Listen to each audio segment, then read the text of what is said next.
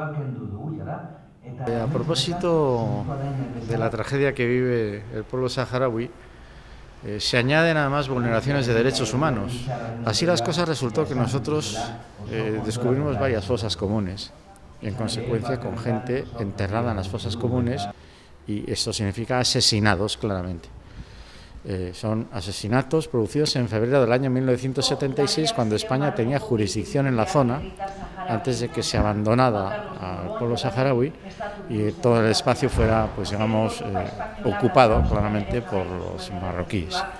Entonces, ¿qué es lo que ha venido a ocurrir? Que hemos generado un nivel de prueba suficiente, con base a las propias exhumaciones, análisis de documentación, interpretación de la causa de muerte, los análisis genéticos, para poder demostrar que efectivamente esos crímenes han existido.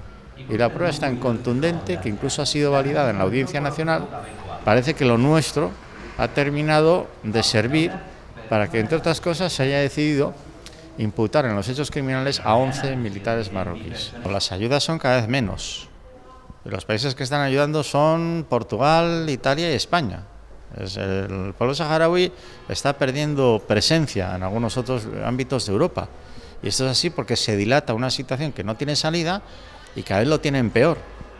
Por lo tanto, también cada vez necesitarían más ayuda.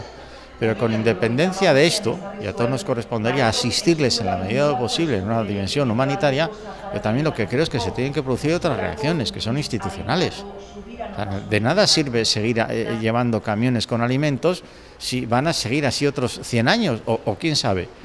Y en todo ello lo que creo es también que debería existir como una idea un poco más clara que nos llegara a nosotros de la propia sociedad saharaui a través de sus representantes. No sea que estemos nosotros diseñando desde aquí lo que tiene que ser el futuro de ellos. El futuro de ellos será el que ellos quieran. Y esto hay que expresarlo con claridad.